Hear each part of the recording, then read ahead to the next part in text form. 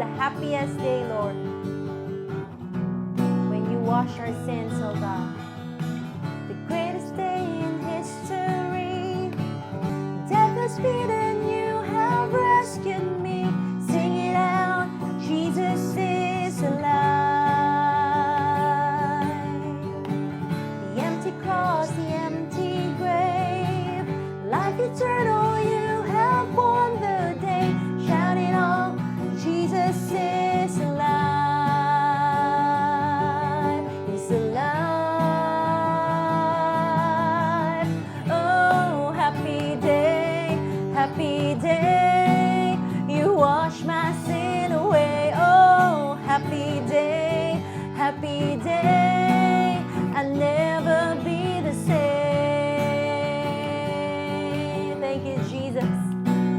Forever I am changed.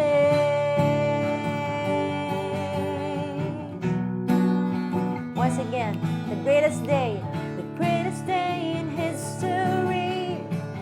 Death is beaten, you have rescued me. Sing it out, Jesus is alive. Come on, let's sing it out.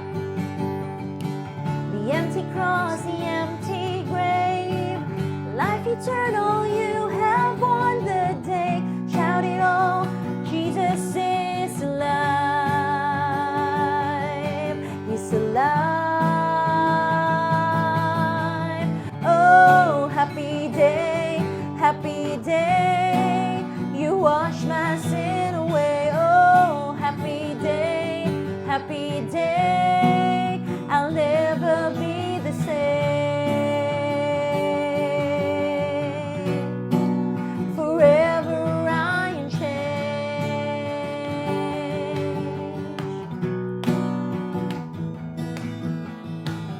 When I stand in that place, amen, free at last, meeting face to face, I am yours, Jesus, you are mine.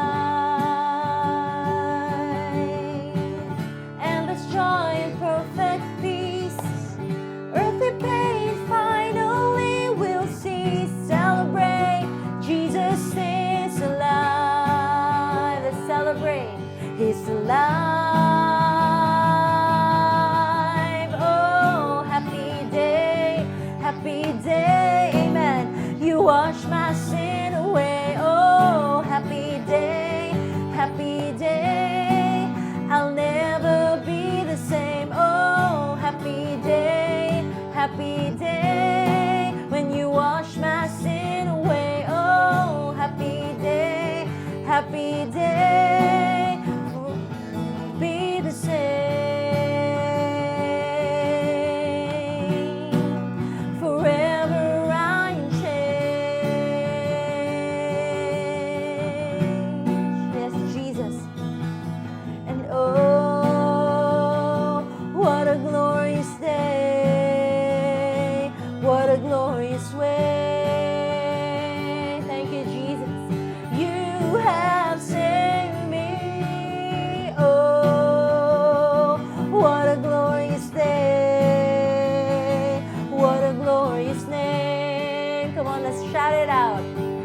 Jesus. And oh, happy day. You wash my sin away. Oh, happy day. I'll never be the same. Oh, happy day. You wash my sin away. Oh, happy day. I'll never be the same. Yes, Jesus. Forever I am changed. Thank you, Jesus. I'll never be the same. For the last time, forever I am changed.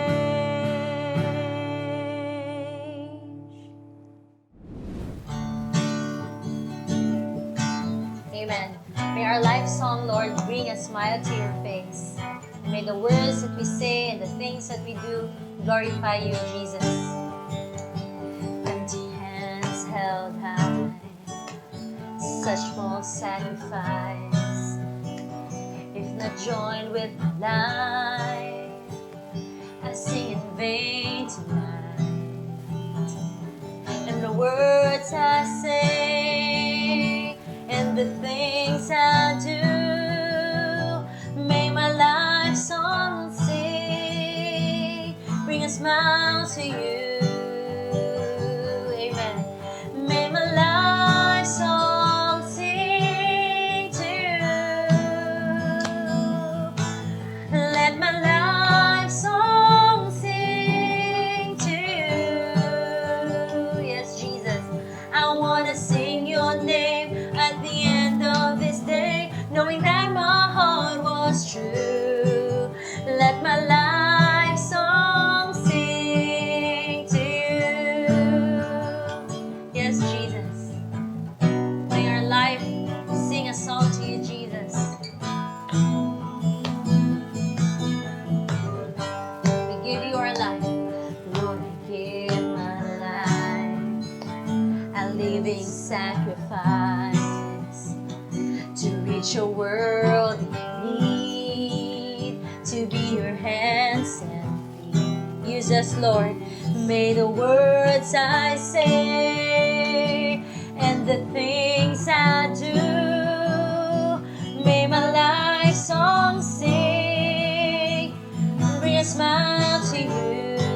Let our life song, Jesus, let our life song sing to you. Let our life song sing to you. We want to sing. I want to sing your name to the end of this day, knowing that my heart was true. Let my life song sing to you. Once again, let my life song, let my life song sing to you. Amen. Let my life song sing to you. Amen. Come on, church. I want to sing your name to the end of this day, knowing that my heart was true. Let my life song sing to you. We say hallelujah, hallelujah, hallelujah. Let my life song sing to you. Hallelujah, hallelujah. Let my life song sing to you. For the last time, hallelujah, hallelujah, hallelujah. Let my life song sing to you. Yes, Jesus, let my life song sing to you. Amen. Come on, let's sing to Jesus. Let my life song sing to you. We want to sing, Lord. We want to sing your name to the end of this day, knowing that my heart was true. Let my life song sing to you. For the last time, let our life song, let our life song sing to you. Amen. As a church, Jesus, let our life song sing to you. We want to sing. We want to sing your name to the end of this day, knowing that my heart was true. Let our life song sing to you. Yes, Jesus, I want to sing your name to the end of this day, knowing that my heart was true. Let my life song sing to you. Shalom community, welcome once again to another sermon message for our series, Life of a Believer. I welcome you once again sa atong e-service. And today will be an exciting sermon because we'll be discussing about ministry, about good works, about using our gifts and our talents for the glory of God. But before that, let's all bow our heads. Let's pray. Lord God, thank you for bringing us together once again, another Sunday, another time. Kami as a family of God, a church, a body of Christ will be gathered once again, different communities, different churches, different people who are seeking you, Lord, nga magtapok once again karong adlaw na ni all over the world. We rejoice for this day. We learn something new. You will once again guide us through the Holy Spirit, and we are excited for that. We thank you in Jesus' name. Amen. Our scripture verse for today is found in Ephesians chapter 2, verses 8 to 10. For by grace you have been saved through faith. This is not your own doing. It is the gift of God, not a result of works, so that no one may boast. For we are his workmanship, created in Christ Jesus for good works, which God prepared beforehand we should walk in them. There was once a man who was very depressed siya because always it seems for him his prayers are not being answered. He prayed for a certain amount of money nga moabot para mopalit something that he wants, wala niabot. He prayed for something na happen sa iyang life. He feels that is what is missing in his life. Wala po natubag ang pag-ampo. And it seems every time he tried to give God a chance, and he asked for something, he prayed, maningkamot siya to go to church, and all these things, and yet it seems he's not being heard of. Wala siya ginapaminawan. So, one of the things that he would do is na siya tabang sa usa ka Christian friend, someone who has been in the church for a long time. Siya, please pray for me because it seems na ako struggle karon inana. So he would share to him unsang iyahang prayer, and then the Christian friend would help him as well. And on it goes for many weeks, and weeks have gone by, mao gihapon na hitabo, wala gihapon na tubag iyang paghampo. And one day, he was about to give up, ana siya murag dili ni para sa ako, wala ginatubag akong pagampo, wala, it seems dili tinuod, it seems he is not real, and all these things, because prayer is not working for my life. And so the Christian friend dared him, ana siya, sige, before you go, before you decide, before ta dili mag-talk about this topic again, I want you to do something for me. This is the last time. And if you do this, if you listen to me, I tell you, you will begin to understand unsay nahitabo. Siya, sige, unsa man na, I'll do this one last time. Siya, kani mo gina-pray for money. I know you've set aside some money. Ang buhaton nimo this time around is instead of praying for more para mapalit imong gusto, use that money to give to others. Serve others. For the next 30 days, mo ning buhaton nimo. So he complied, nagbuhat siya, and he served people for the next 30 days. Niadto siya sa mga homeless shelter, niadto siya sa mga tao who needed help, nag-volunteer siya, nag-appeal siya non-profit, nag-serve sa church, nag-appeal siya of some people in the church who are serving in other ministries, nag-join siya. And after 30 days, nakita sila, usaban na siya, by my prayers have been answered. Not because na-answer to mga prayer nako as a payment or as a reward sa akong pag-serve sa Ginoo. But that I have realized, all the things na akong gipangayo before were not things that I need.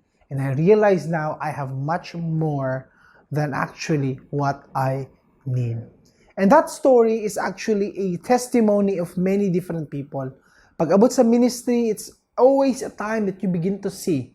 And the beauty of that is dili lang siya one way na nagahatag kag service sa ibang tao, but it's also something that you give back to yourself. According to many studies, Asian Economic Forum na studies, World Values Survey na studies, all of them had confirmed people who volunteer, people who serve, people na naghatag more time are people that are happier, more fulfilled, mas naay vision sa ilang kinabuhi, and ay purpose sa ilang life. They feel that as if they have something to live for. All of that have confirmed if they are working or volunteering on a non-supervisory role.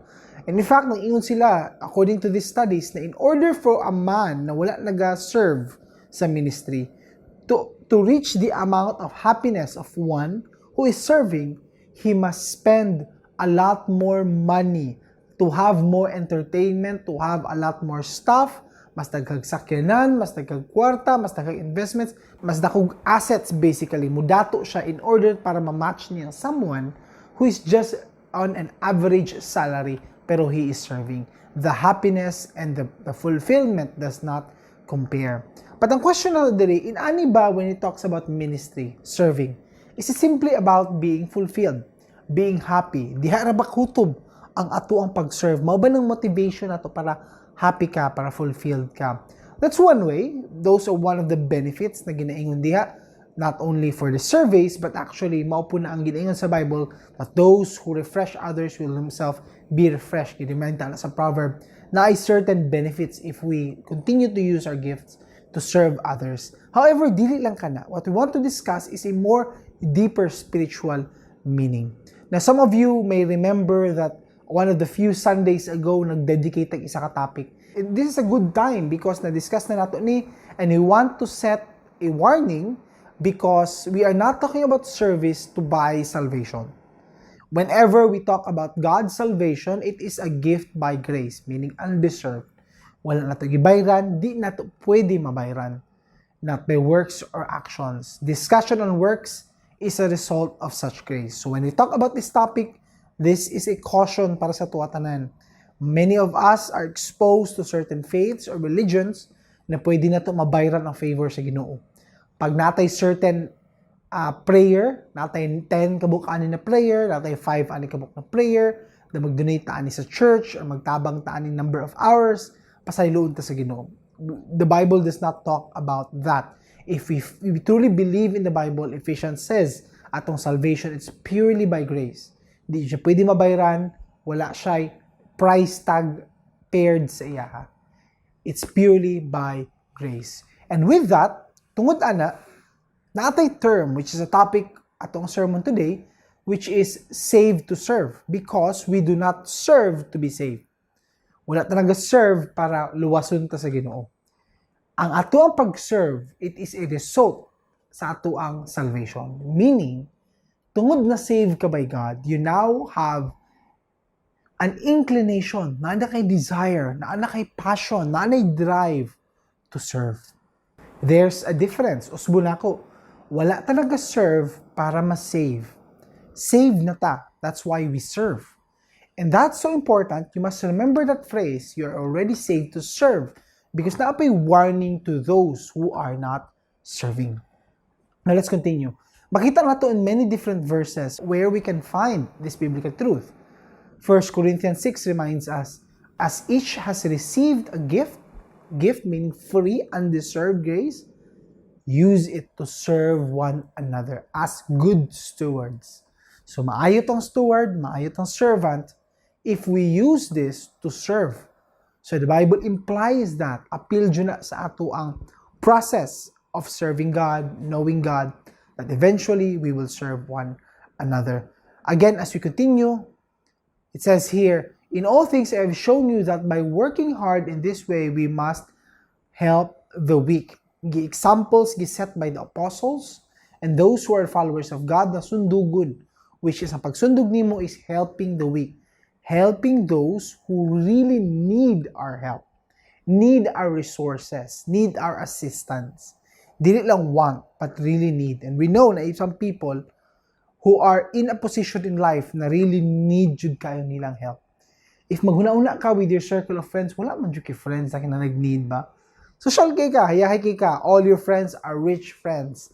Mga rich kids mo tanan. But that does not say na ang circle nimo simple ka na. It says something more against you. You are lacking people in your life that really need your help. As a believer, giklaro diri sa mga verses, it is our responsibility. Kita ang mangitag someone to help with those who are really weak, those who really need our help. It is more blessed to give than to receive. Jesus mismo nagsulti anan. Galatians 5:13 reminds us, you are called to freedom.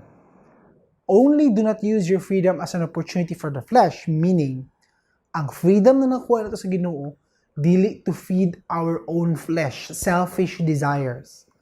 imo mga wants, imo mga need for, imo tanaw na want for getting more of this, want for pleasure, want na essentially driving us away from satisfaction with God. Instead, gamito natin ang freedom nato that we use love to serve one another. We are freed to serve. We are saved to serve. Appeal dyan na sa process nato. Klaro kayo from many verses natong basahon pa karon. Balik-balik dyan na. Na-appeal dyan na siya mo nung next step. In fact, that's what happened with the early disciples. Walay usa dito nga dili mo serve. Each one of them, we could see the model of the church in the book of Acts that as they begin to start in the faith community, nituon na sila sa mga words ni Jesus, nituon na si Jesus sa Messiah, ni-convert sila from the Judaism into Christianity. They were part of that group each and every day pa yung nagamit ito. They were serving in the temples. They were serving food at their homes. Igamit nila everywhere, every place, every situation as a ministry field. That's part of our faith relationship with God. Makita po natin in Matthew 25, here is a glimpse of what will happen in the future. In the future, when we are all judged, mo atubang tas Ginoo, He gave us a prophetic glimpse what will happen in the future, which is daghang mga tao ningon sila, Lord, kana sa amang kanang gipangbuhat namo ni sa imuha. Nibisita mi sa imuha in prison, nagpainom mi sa imuha, nagpakaon mi sa imuha, kano tagaan mo na mong sanina. Lord Jesus, wala man ka na mo nakitaan. O wala man na mo buhat ni para sa imuha directly to you. At tubag ni Jesus sa ilaha, truly I say to you, so you did to one of the least of these, my brothers, you did to me. Sa to pa, ministry, ang pag-serve di ay, when you're serving those who are really in need, you're also serving the Lord Jesus Christ. He takes it personally when we do ministry, helping those in need as if siya ay mong ginatabangan. Because you are His channel, you are His extension. We'll learn later on about being the firstborn. Another example makita nato today was Peter's mother-in-law. Actually, contrary to most of what many people believe, Peter was actually married already because he has a mother-in-law. When ang young mother-in-law, when she was sick in fever after miraculously healed in Lord Jesus, she rose, and what she did first, among other things, dili to organize the house, dili to clean, dili to preach, and to do all these things, but to serve Him, to follow Him, to go with Him kung asa siya next, isuguon sa Ginoo, or asa next when it comes to service for the kingdom of God. And this is what the Lord is saying to us in our first point. God has saved us in Jesus, so we will serve others. Not only saved to serve, but we have to remember, saved in Jesus to serve. There's a difference. Ang difference is that when we say we are saved, it says na sometimes inani lang, gibayran na ko imong utang, and because gibayran na ko imong utang, you're now, you can do whatever you want with your life because you are now free. And because of that freedom, nag-serve ka. There's a difference. Ang kalayan ani, when we say saved in Jesus, is gisave ti ka, gibayran na ko imong utang, pero, moving forward, you are connected with me. Muuban na ka sa kuha. I have paid for your freedom.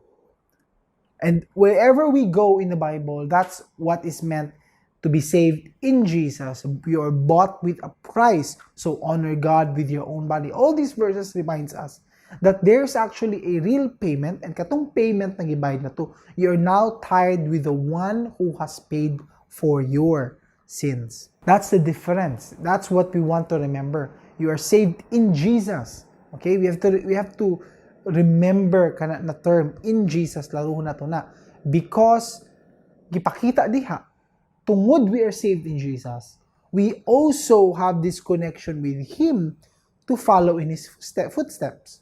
You were lost, you followed every other model in this world, and you failed. Karon, follow me. Ang model na gihatag ni Jesus diha is that He, despite being the God of the universe, He served. Wala siya nagpa-serve sa uban, but He is the one to serve. We follow in His footsteps. We talked about this in discipleship that we become more like Jesus Christ. Sundugo nato siya. And part of that, being conformed to His image, is that He will become the firstborn among many brothers. Meaning, nag-model siya pattern sa tuwa. He became our model. Sundo nato tong model na giset up niya. We are created in Christ Jesus. Kana ato ang kinahanglan i-put into our own mind. That's why when the Bible talks about workmanship, the Bible talks about being saved, nagklaro diha that it's now becoming a pattern. Now, when you're saved in Christ, your His workmanship, you are to do this.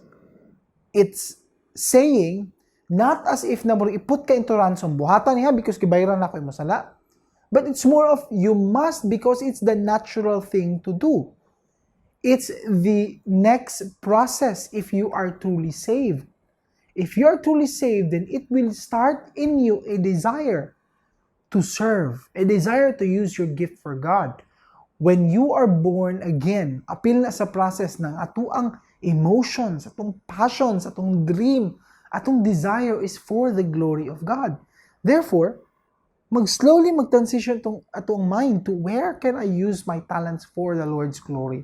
Asa na ako pwede gamitin akong resources, akong gifts for the Lord's glory? That's why there's no such thing as a non-serving Christian. You cannot convince me, wala kay biblical verse na pwedeng i-justify na mo iyong di lang dyan ako nature na mag-serve. Di lang dyan ko servant. Di lang dyan ko someone na mag-volunteer or magamit sa akong gifts and talents for the Lord.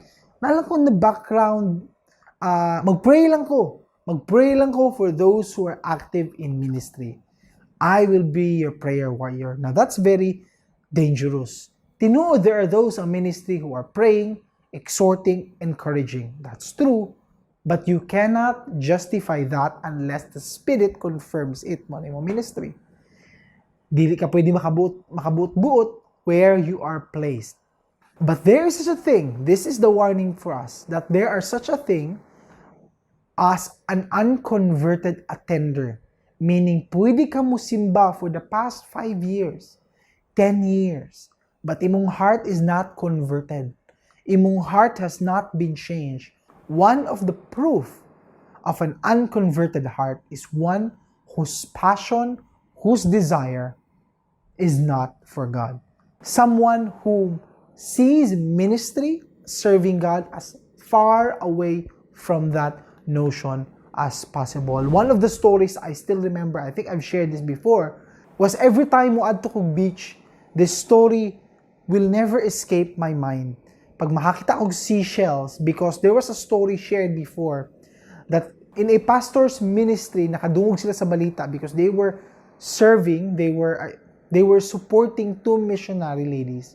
Ug katong mga missionaries na ilahang gina-serve, ilahang gina-support, it came to them the news that both of them, when they went to a country, nagkuha sila jeepney to go to a remote village. It just so happens na pag-run nila sa mountain, naputol ang cable sa brakes, and then off ang ilang jeepney, off the cliff, nahulog, it landed, both of the missionary died. And then it was during his time that nakabasa siya recently of a story in the Reader's Digest of a satisfied life, of a fulfilled life. Because naay duha ka couple, mag-asawa, who sold their business at a young age, nag-retire po sila early, nipalit sila giyate, a yacht, a private boat. Nag-move sila from island to island. Ang ilang dream is to collect kani mga seashells. And ang question na gihatag dito in that story, pag i-contrast ng duha ka buka story, the couple who died, single sila, both of the ladies, served all their life the Lord Jesus as missionaries, o ganing couple who will die, and they will face God, kung matubang sila sa Ginoo, unsay kahambog nila? Unsay ipakita nila? Muingon ba tong couples na, Lord, tanawa ako ang seashell collection. Will the Lord be proud of them? Nice kaayo inyong seashell collection. Or will He say, that is a wasted life. Nagsayang-sayang lang ka sa imuhang kinabuhi. That's why I love this saying, and I have this saying, if you go to my office in our house, Isa ni sa mga nakabutang dito of the favorite sayings I have in my life, it is this, that only one life, it will soon be past. Only what's done for Christ will last. Jesus Christ acknowledged that if you do things for others, those who are in need or the least of my brothers, you have done them to me. Only what's done for Christ will last. Whatever it is na pwede nimong ma-achieve, whatever promotion, whatever TV show imo mahuman, unsa may na-earn nimo na asset, unsa may investment ang ni dako, unsa may kwarta nakuha nimo, unsa may opportunity, unsa may achievement na pwede nimo ipanghambog sa uban, pwede nimo pang-tarp, pwede nimo pang-paskil diya sa gawas mong balay aron makita sa uban. It doesn't matter. Only what's done for Christ will last. You know why? Because verse 10 reminds us we are His workmanship.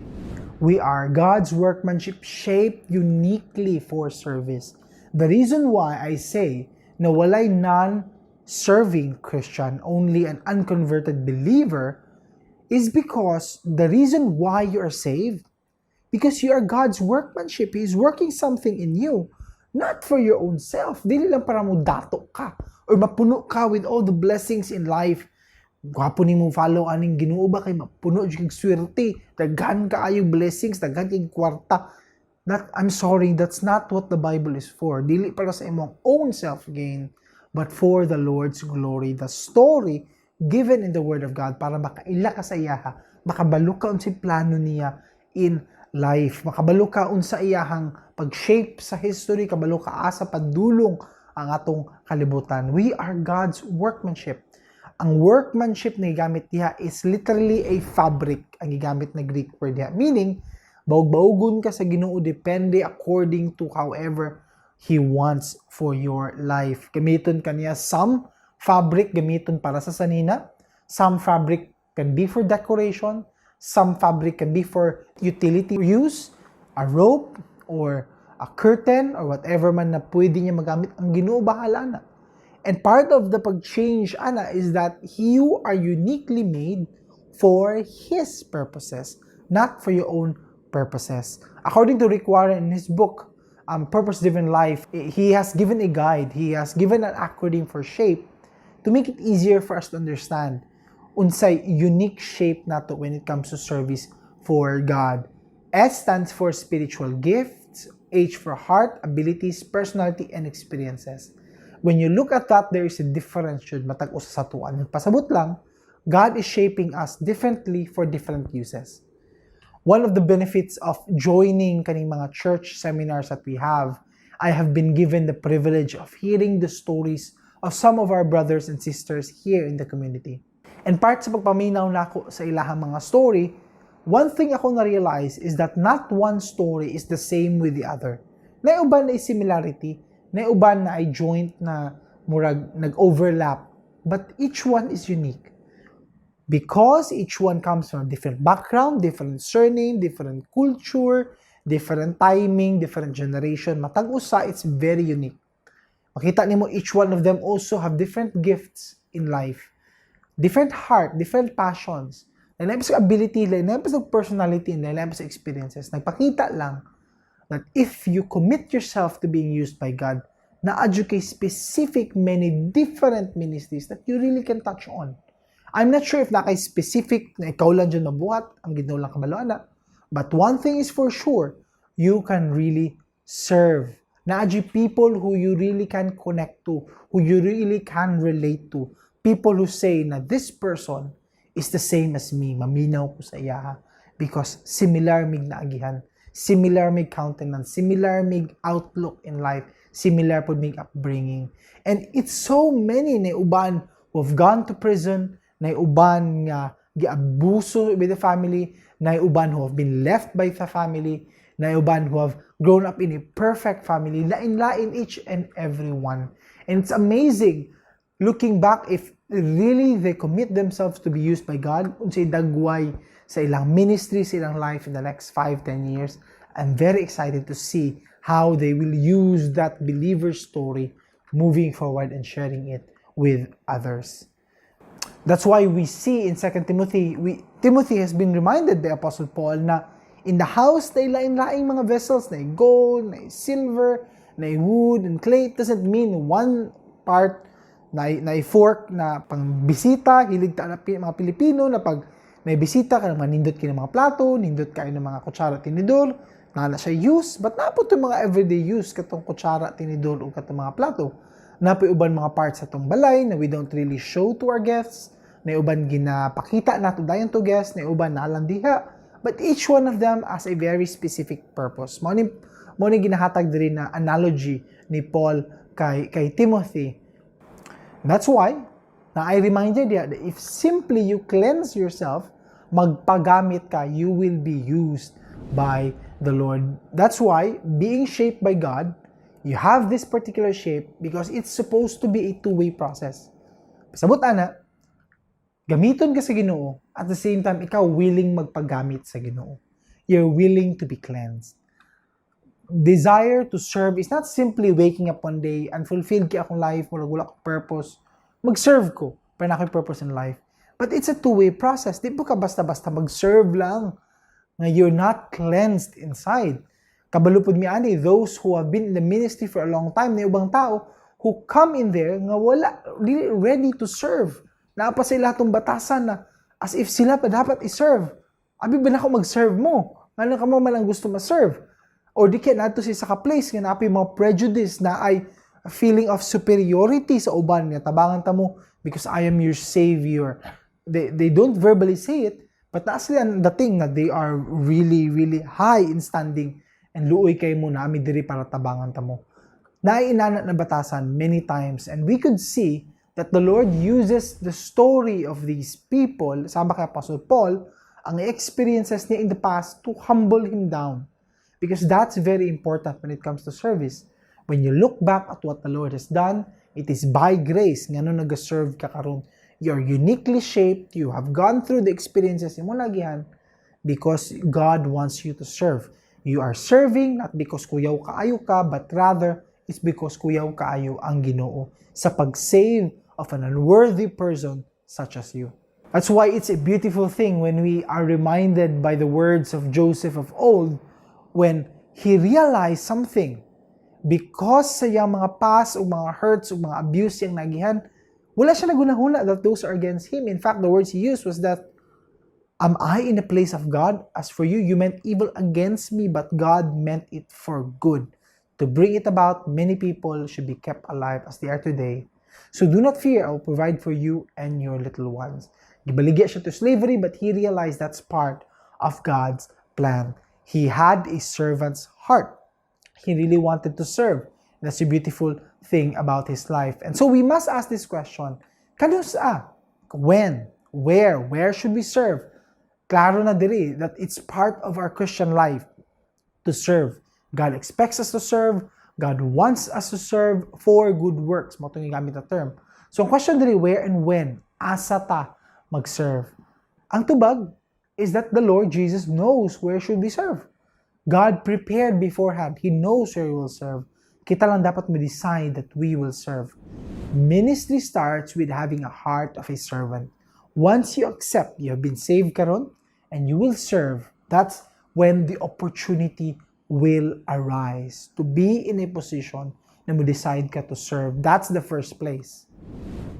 We could even see that in the ministry of Jesus, one of the things na na-realize nato in the story is that he would use people of low stature or very young age, and it seems upside down yung story and katunoon sila ang nagpakita of a heart of a servant. One example of that story, when Jesus would feed the people, thousands of people, na walay pagkaon, he would use a young boy, Andrew. The Apostle Andrew would said, na ibata diri, that he wants to donate kaniyang 5 loaves of bread and 2 fish. Because of that, the miracle happened.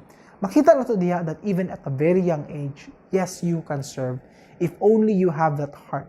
And kaning bataan ni, in those times, kanang bread, kanang fish, daghan mag mga adult during the time. But nga nung wala dyan sila because walang-wala dyan yung mga tawhanan ni.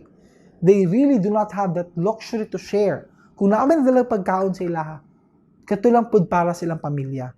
And yet this boy was willing to give all these for the Lord Jesus. Nagpakita lang, it's never when it comes to stature. Na uban na yung pag maabot na ni certain investment na ako or certain age, pag mulago na dyan negosyo na ako, pag daghan ako extra di ako mag-serve. That does not work. Dili na heart of a servant. That's the heart of someone who is a pretend servant. Nagbuhat lang, giingon lang, just to think, just to rid away of the guilt. But that's not true. Because if you really want to serve, you really will serve. God will put you in a higher platform. God will put you on a better position if willing jud ka mo serve. That's one thing I realized when I look back on my past, because one of the things we do as a family is we make use kaning mga meals na mo together. That's one thing I'm very proud of. Na pag mag-meal me together, wala mi off ang mga devices, off ang mga TVs, and we will just have conversation. Part sa conversation, anak, I think this is building the identity of our children, for those who are with families, to share stories about our past. And one of the things na I am always reminded of is katong pagsugod pang dyan ako mag-serve in the church, because katong desire na ako when I was saved, when the Lord has revealed Himself to me, tanan opportunities na ministry gaapilan ako tanan. VBS, nag-mascot ko, nag-storyteller ko, nag-teacher ko, these things na possible, nag-choir, nag-sing, nag-backup singer, wala lang ako nag-dancer, pero when it comes to things na medyo comfortable po ko, gibuhat na ako. And one of the things I still remember is that apil po dito pag volunteer na ako of a certain school where I met eventually my wife as well. And I remember of all those years in service, one of the things where I felt closest to God in service is not when I was on the front, on the stage, singing, teaching, doing ka ng mga stuff na makita sa uban. It was on the quiet hours. I still remember nag-map ko sa school. It was on a Monday morning, and sa pag-map na ko, I still remember this is a task na wala na ako ginabuhat in my own home. I don't like doing. But when I remember that I'm doing this for the Lord, I remember that that's one of the most joyful situations in my life. I still remember nagkakanta kong song entitled Shepherd of My Soul. It goes like this: Shepherd of my soul, I give you full control.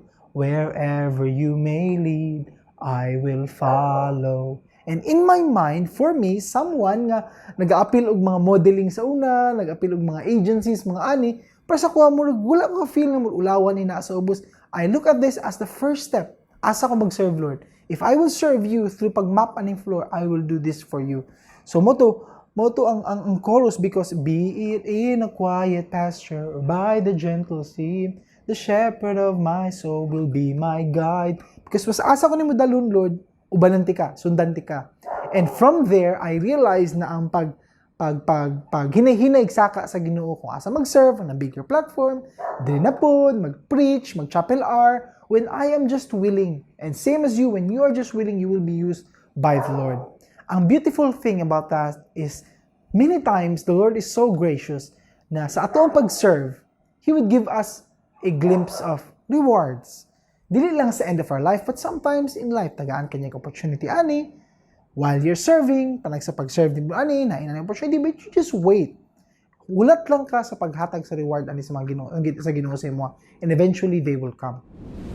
In John 12, it reminds us, if anyone serves me, he must follow me. Where I am, there will my servant be also. If anyone serves me, the Father will honor him. The Lord will honor those who follow him. But ang klaro di ang sugod, where I am, there my servant be also. Kung asa ko, musunod ka. Be in step with me. I will be your guide, sabay ka sa akua. That's the heart of a servant. Lord, asa ko ni mo dalo next? Where to next? If di lang on, if you're a family, if you're a leader of the family, Lord, asa ni mo dalo next? That's a beautiful thing about serving the Lord, is that wala ka balo what's next, but you know what's sure? The Lord will be there first. And that's the guarantee, that's safety, that's the security that we have. John 4 reminds us, do you not say there are yet 4 months and then the harvest will come?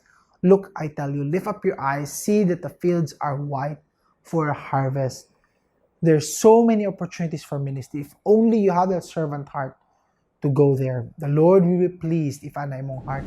One of the stories I've shared to you is Brother Andrew. He was nicknamed, popular siya by the word Brother Andrew or God's smuggler, because he smuggled niya mga religious texts and Bibles to countries na bawal na. one thing sa iyang biography, one thing na imong ma-amaze of all the people who serve, not only him, but many of the missionaries and people who have been used by God, is before they were deployed of a higher position or an organization na dito nila gibuhos ilang time and resources, was first they served locally. For him, he served at a chocolate factory. He served there and nagsugod siya ministry dito. It was mostly women, but most of them were unbelievers. Nag-set up siya Bible study, nag-set up siya one-on-one talk, sharing about good morals, values in the workplace, na eventually nag-develop siya relationship with these other people, and then nag-lead siya towards discussion about Christ.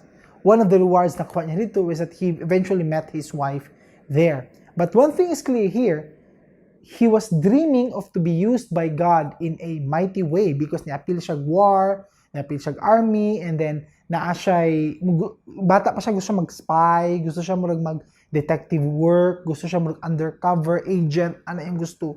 But since wala man itong mga opportunity sa gusto niya, he served locally. Mamunto nakita niya ng ministry opportunity. He served. And through the years na iyang gispend dito pag-serve, nakita niya that he really developed the servant's heart. And many times, masking boring kaayo unsay naa sa ato karon, unsay opportunity naa diha. Many times that's the where your servant's heart will be developed. So it's a beautiful thing to volunteer, to do ministry. Not only the spiritual obligation that we have, but what it does for you. In fact, that's the model which I shared earlier in Acts chapter 2, that they were serving day by day our early church. Whatever you do, work heartily as for the Lord and not for men, knowing that from the Lord you'll receive the inheritance as your reward. You are serving the Lord Christ. If we just remember, wherever we are serving the Lord. Pag mo trabaho ka, you are serving the Lord. It's not actually your boss. You are serving the Lord through your ministry, through your workplace, through sa imong gamayng negosyo, through sa imong family, through wherever God will place you. As long as you have a servant's heart, and as long as you are willing to be used by God. We are saved to serve. My hope and my prayer, kita tanan makasabot ani, ma-embrace ani, that we are all servants of the Lord. This is not optional. This is part of God's calling, because He has prepared the good works for us to do, that we should follow Him wherever He will place us. Let's bow down our heads, let's pray. Lord, thank you for reminding us about your goodness, about your grace, about your redemption, how you are willing to use people like us, people na makakasala, people na masibalik-balik on disobedience, people who are not worthy, and yet you have made us worthy. Lord, you want us to serve. Use our talents, use our gifts, use our abilities for your glory alone. In Jesus' name, amen and amen.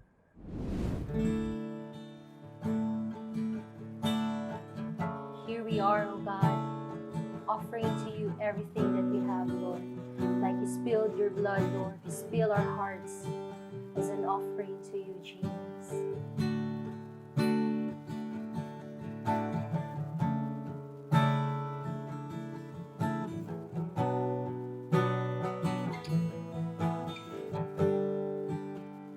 Alabaster jar is all I have of worth.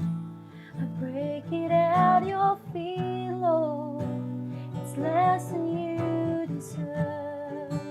You're far more beautiful, more precious than the oil. The sum of my desires and the fullness of my joy. Like you spilled your blood, I spill my heart as an offering to my King.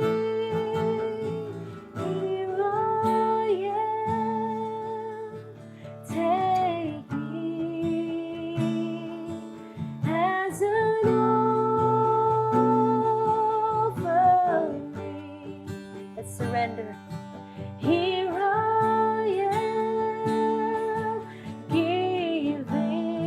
every heartbeat, Lord. Every heartbeat for your glory. Take me. Yes, Jesus. This time that we have left, Lord, we surrender to you. This time that I have left is all I have of worth. I lay it at your feet, Lord. It's less than you deserve. Amen. And though I've little strength, and though my days are few, you gave your life for me so I could live a life for you. Come on, church. Like you spilled your blood, I spill my heart as an offering to my King. Here I am, take me as an offering. We receive our offering, Jesus. Here I am, giving every heartbeat for your glory. Here I am, take me as an offering.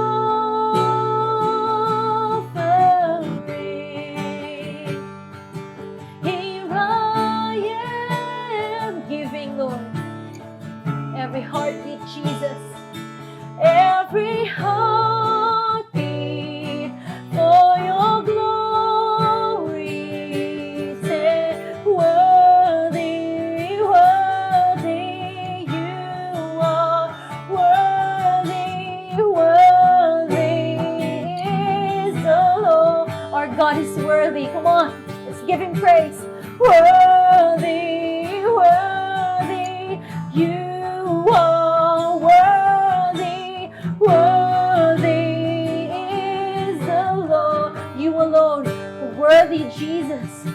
Worthy, worthy you are. Worthy, worthy is. Let's glorify Jesus. Worthy, worthy, worthy you are. Worthy, worthy is the Lord. For the last time. Worthy, worthy, worthy you are. Worthy, worthy is the Lord. Like you spilled your blood, Lord. Like you spilled your blood, I spill my heart as an offering to my King. Here I am, take me as an offering. Make this your prayer. Here I am, giving every heartbeat for your glory. Here I am, take me, yes, Jesus, as an offering.